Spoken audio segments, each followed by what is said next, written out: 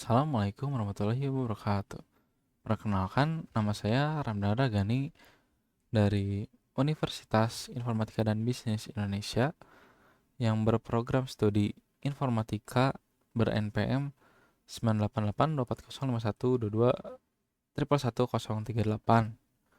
Di sini saya akan membawakan eh, sebuah penjelasan mengenai penelitian yang sudah saya lakukan. Baik, di sini saya membawakan sebuah penelitian yang berjudulkan Analisis Efektivitas Penggunaan Metode Hybrid CNN LSTM untuk Deteksi Anomali Perilaku Proses pada Komputer. Nah, untuk agenda yang ada untuk presentasi ini, kita ada pendahuluan yang akan dibagi menjadi tiga, yaitu latar belakang, identifikasi masalah, dan juga tujuan penelitian.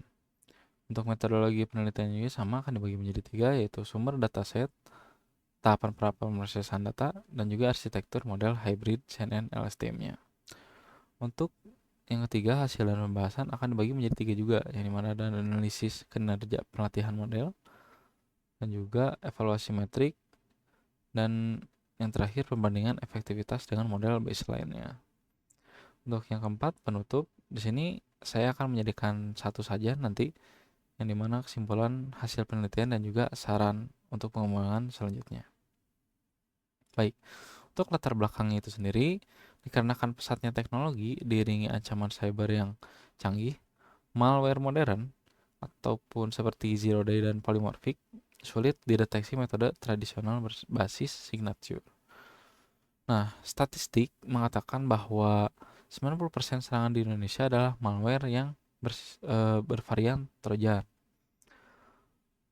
Nah, untuk masalahnya di sini yaitu yang dimana metode konvensional gagal mengenali ancaman baru karena keterbatasan basis data virus yang diketahui. Nah, dengan masalah ini, di sini ada solusi yang dimana penggunaan sistem deteksi cerdas berbasis perilaku atau behavior based menggunakan model hybrid CNN LSTM untuk menjadi pendeteksi barunya. Nah, tujuan penelitiannya itu di sini ada tiga, yaitu mengimplementasikan model hybrid untuk ekstraksi fitur spasial, CNN, dan temporal atau LSTM. Yang kedua, mengevaluasi kinerja model menggunakan metrik accuracy, precision, recall, dan F1 score-nya. Yang ketiga, memvalidasi keunggulan model hybrid dibandingkan model tunggal seperti CNN saja atau LSTM saja. Nah, di sini kita masuk ke dalam metodologi. Nah, untuk datasetnya itu sendiri saya mendapatkan dari penelitian sebelumnya yang sudah dilakukan pada tahun 2019. Untuk sumbernya itu ya dari datasetnya disimpan di Kaggle agar bisa diakses secara publik. Nah, di dalam datasetnya itu sendiri terdapat sekitar 43.876 sampel urutan panggilan API atau API call sequence-nya. Untuk karakteristiknya itu 100 panggilan API pertama yang dikonversi menjadi nilai integer 0 sampai 306. Nah, untuk pemrosesan data di sini, penyeimbangan data itu dilakukan menggunakan random oversampling karena dataset awal tidak seimbang, yang dimana malware lebih dominan. Sedangkan goodware-nya itu tidak ya, hanya sedikit sekali yang ada di angka 1079. Dan itu sangatlah kecil. Maka dari itu, eh, random oversampling ini digunakan agar rasio dari data tersebut seimbang. Nah, untuk datasetnya itu tersendiri berbentuk seperti yang ada di tabel di kanan ini, di mana itu ada hash dan juga urutan API call-nya. Nah, di sini juga kita melakukan reshaping yang dimana mengubah data menjadi format 3D. Ini seperti sampel 100 ataupun 1 untuk input CNN-nya. Karena agar bisa digunakan oleh algoritma CNN itu juga. Yang untuk arsitektur model hybrid itu tersendiri kan terbagi menjadi tiga, yang dimana ada CNN layer yang bertugas untuk ekstraksi fitur spasial atau lokal dari urutan API-nya. Untuk LSTM layernya Di sana akan mempelajari ketergantungan waktu atau temporal jangka panjang. Nah, untuk output layer, klasifikasi akhir menggunakan fungsi aktivasi yang dimana anomali versus eh, normalnya nanti bagaimana. Nah, di sini ada eh, data flow-nya secara sederhana ya, dimana input layernya merupakan data sequential API calls, terus masuk ke dalam ekstraksi fitur spasialnya, di mana di situ ada CNN layer, dan nanti akan masuk ke dalam LSTM layernya, dan berakhir dengan output layer yang dimana isinya merupakan klasifikasi normal versus anomalinya. Nah, baik, untuk hasil evaluasi modelnya, grafik pelatihan model mencapai konvergensi cepat dengan akurasi validasi stabil ya, yang dimana bisa terlihat uh, spike-nya itu terjadi di epoch yang ketujuh ya, dikarenakan sebelumnya untuk pencobaan ini saya lakukan dalam 10 kali epoch ya, atau 10 kali perulangan.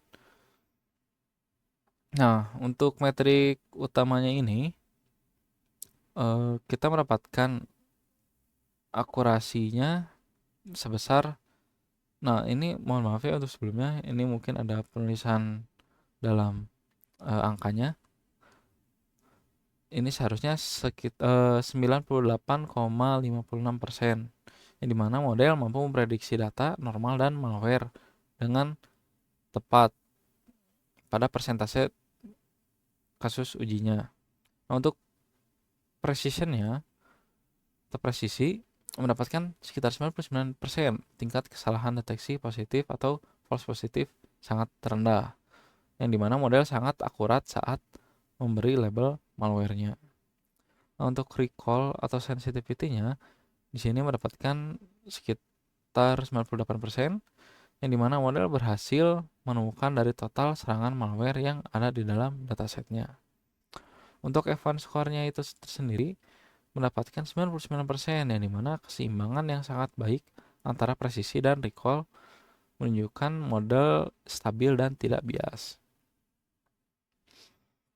Nah, di sini untuk analisis confusion matrixnya, yang dimana didapatkan deteksi tinggi sehingga ya berhasil mendeteksi 8.429 dari 8.573 sampel malware yang ada. Nah, dan juga dari confusion matrix ini didapatkan bahwa false alarmnya yang sangatlah rendah, yang hanya 102 proses normal yang salah dikenali, ataupun dalam persentasenya hanya sekitar 1,2% false positif. Nah, dari analisis ini didapatkan bahwa tingkat kebocoran keamanan sistem hanya sekitar 1,6%, yang dimana berarti model ini memiliki kebocoran keamanan yang sangat rendah ya, ataupun ya false alarmnya sangatlah rendah. Nah, di sini kita mendapatkan sebuah perbandingan dengan model baseline-nya yang dimana di sini ada CNN murni dan juga LSTM murninya, yang dimana hybridnya itu sendiri di sini sangat mengungguli, mendapatkan 98,56%, yang sudah mengungguli CNN murni yang mendapatkan 95,15%, dan LSTM murni sebesar 96,47%. Nah, efisiensi waktu training hybrid hanya mendapatkan 95 detik, 30% lebih cepat daripada LSTM murni yang ada di angka 135 detiknya. Nah, di sini ada tabelnya untuk lebih jelasnya, bahwa memang bahwa model hybrid tersebut sangatlah optimal ya, mencapai skor F1 yang tertinggi dengan angka 99% dengan waktu yang lebih efisien dan dari LSTM murni. Baik, untuk kesimpulannya itu sendiri, metode hybrid CNN LSTM sangat efektif dan efisien untuk deteksi malware berbasis perilaku. Dan juga hal ini ataupun model ini mampu mendeteksi varian zero day karena fokus pada urutan aksi atau perilaku, bukan identitas filenya. Nah, untuk mungkin untuk saran pengembangan selanjutnya, bahwasannya klasifikasi multi kelas ataupun jenis malwarenya ya mungkin ya bisa untuk kedepannya jenis malware itu ya bisa digunakan yang lain mungkin seperti Trojan, worm atau yang lainnya dengan apakah bisa dengan model hybrid ini ataupun tidak, dan juga implementasinya secara real time ya ataupun secara langsung. Mungkin sampai di sini saya dapat menjelaskan mengenai penelitian saya. Saya sangat merasakan bahwa penelitian ini masih banyak kekurangannya, baik dari itu datasetnya ataupun kesempurnaan saat melakukan pengujian modelnya itu sendiri. Nah, tapi saya juga ingin beritahu bahwa penelitian mengenai deteksi anomali perilaku proses ini masih memiliki ruang pengembangan yang luas, terutama pada implementasi real time. Dan juga implementasi kecerdasan buatan dalam keamanan cyber adalah bidang yang sangat dinamis. Maka dari itu, jangan takut untuk mencoba hal baru ataupun bereksplorasi mengenai apa yang menurut kamu menarik. Dan siapa tahu di masa yang akan datang, nanti kamu bisa menemukan ataupun menyempurnakan apa yang kamu temukan nantinya. Mungkin sekian yang dapat saya sampaikan. Mohon maaf jika masih ada kekurangan ataupun salah kata. Wassalamualaikum warahmatullahi wabarakatuh.